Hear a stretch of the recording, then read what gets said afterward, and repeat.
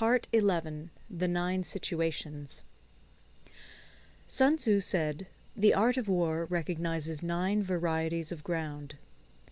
1. Dispersive ground. 2. Facile ground. 3. Contentious ground. 4. Open ground. 5. Ground of intersecting highways. 6. Serious ground. 7. Difficult ground. 8. Hemmed-in ground. 9. Desperate ground." When a chieftain is fighting in his own territory, it is dispersive ground. When he has penetrated into hostile territory, but to no great distance, it is facile ground. Ground the possession of which imports great advantage to either side is contentious ground. Ground on which each side has liberty of movement is open ground. Ground which forms the key to 3 contiguous states, so that he who occupies it first has most of the empire at his command, is a ground of intersecting highways. When an army has penetrated into the heart of a hostile country, leaving a number of fortified cities in its rear, it is serious ground. Mountain forests, rugged steeps, marshes, and fens, all country that is hard to traverse, this is difficult ground.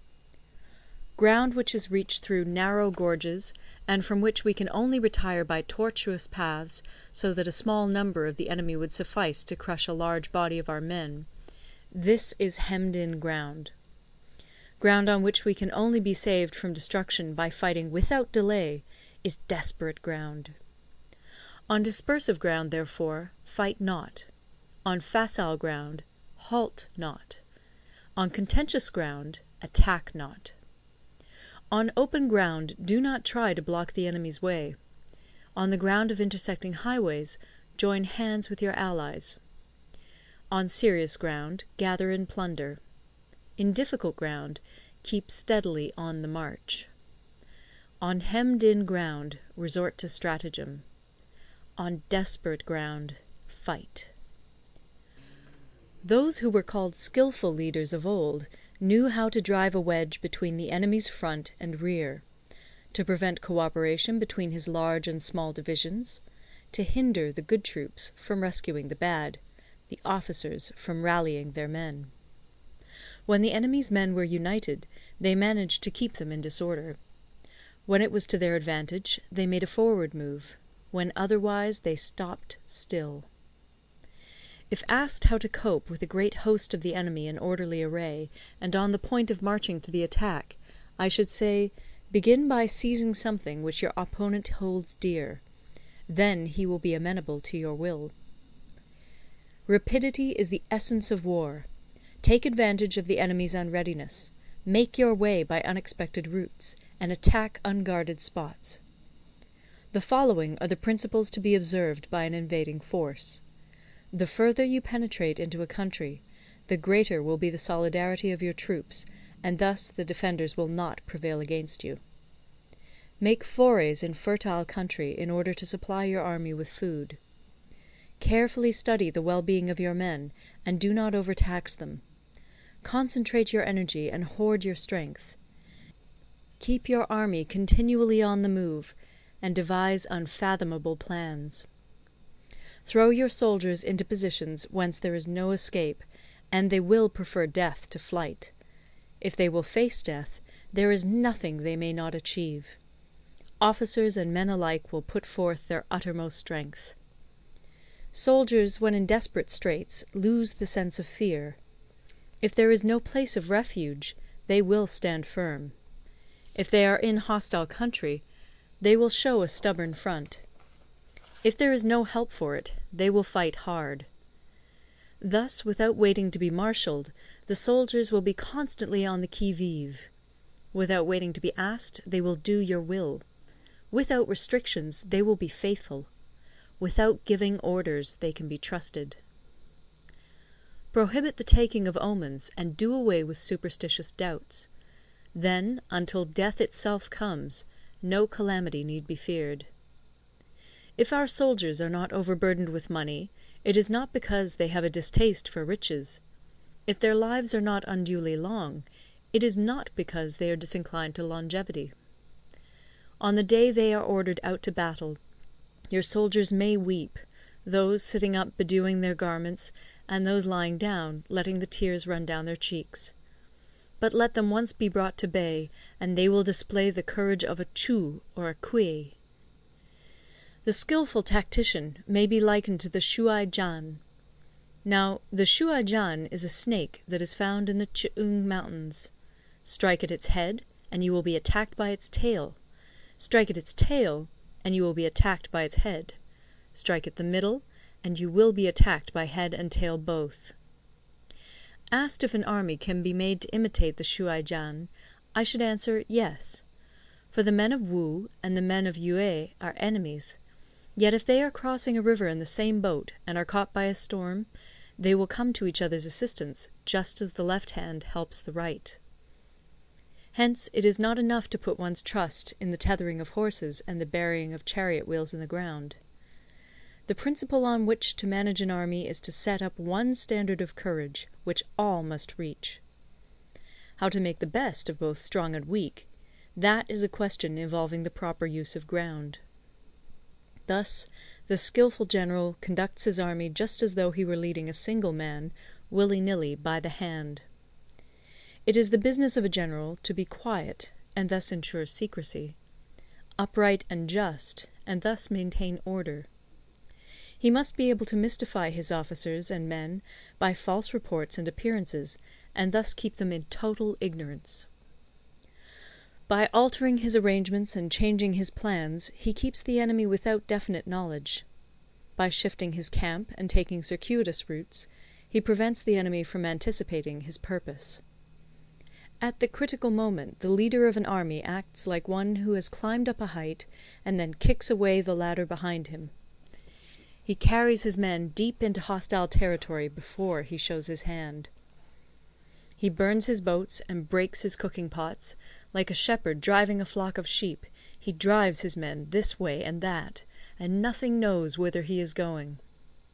To muster his host and bring it into danger, this may be termed the business of the general.